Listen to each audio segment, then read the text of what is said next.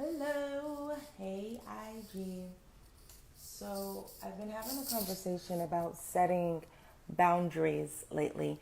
A lot of overwhelm from the ladies that I've been speaking with. And of course, the divorce process is just an overwhelming process no matter what, right? So, hello. Just feeling like you're just completely overwhelmed and you're always tired, you're always battling, or you're always taking care of something, right? During this divorce process, or somebody is always wanting your attention and you're just not feeling it, right? You're just not there for it. You really just want to kind of run away for a little bit, right? Just kind of retreat into your own space, your own world. And I've spoke on, this before, and, I talk to the ladies about this all the time. When you're going through divorce, this is your time to really just hone in on yourself, to really be selfish with your time. Now, of course, I always put this caveat. If you have the babies, of course, you have to be there with the babies. But even with that, there's boundaries that need to be set. And it is totally okay, ladies. And, as mothers, as women, we're so used to catering. We're so used to showing up for everybody. And especially a divorce, what happens is we want to overcompensate, right? So we want to be there for our children. We want to be there for, our friends. We want to be there for our parents or other family members. One, because, we may feel a little guilt. And two, maybe a hard truth to hear, but sometimes we just kind of want to still put on the facade as if everything is okay, right? Especially when it comes to friends or family members. You tend to engage in activities that you really just don't want to do, but you also don't want to feel as if you're not showing up for people. So you do it anyway. But the thing is, that causes emotional overwhelm. And y'all know how I feel about those emotions. Your emotions are something you have to learn how to control. You have to become very, very, very familiar and in coherence with your emotions, especially around this time of divorce. So if you're feeling overwhelmed, if you're feeling tired, if you're feeling like you're just kind of wanting to give up, go to sleep. No, I'm playing. Well, really, one, do go to sleep. Take naps. Naps is a great way to re-energize your soul, to re-energize your spirit, to re-energize your mind, and it re-energizes your energy. So the thing about energy is it's always moving, it's always vibrating, right? And it's vibrating at whatever frequency that you are radiating at. And so if you are radiating chaos, if you are radiating overwhelm and just being tired, you're going to attract more of that. So sometimes it's better to just stop and take a nap and go to sleep than continuing to operate and radiate that negative emotion or that negative energy, because it will lead to more negative emotions, right? Which is that overwhelm. So sometimes just taking a nap actually does work just to recoup. Again, we can't go through life napping all day, right? So, the other part of that, the second phase of that, when you can't take a nap, is just to set your boundaries and to back away. It's okay to say no to people. It's okay to call your mom, like, listen, I don't feel like talking today, ma.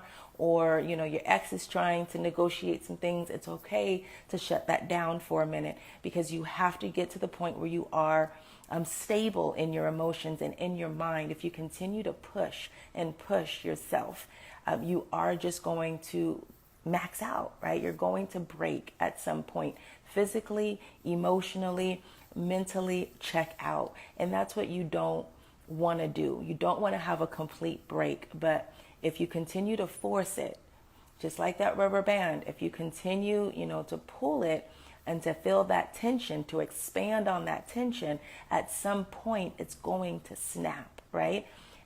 And likewise with our emotions and, with our overwhelm and all of those things that we're feeling, if we're playing it too thin, right? If we're stretching it too thin, pulling it too tight, it's going to snap.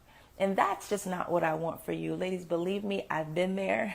I've spoken to a lot of other women who have been there, and it doesn't help to keep on going. So long story short, I'm really trying to keep these lives a lot shorter than what I have.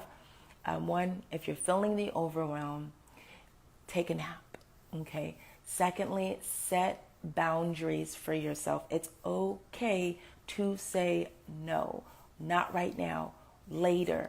All of those things that have something to do with you just not showing up how they want you to show up in that moment. It is completely okay to do that to whomever is taxing you, right? And then the other part of that is just to take some time for self-care, right? Just to reflect, I'm big on the journals. Just do some journal work, whatever it is that you need to do to get all of those racing thoughts that are in your mind onto paper. A lot of the times what happens is we feel like we have so much going on, right? We're just sitting there, we're like, I got to do this, I got to do that, and I have to take care of this and this and that. And we're saying this, and that, but we're really not naming what it is. So what happens is when you put pen to paper, you're actually naming those things. And 9 times out of 10, maybe 8 times out of 10, you'll find out that you really don't have as much going on as you thought that you did. It's just your mind's way of tricking you into thinking that you have so much and co-signing on the fact that you just feel overwhelmed and you just feel tired and you just need a break.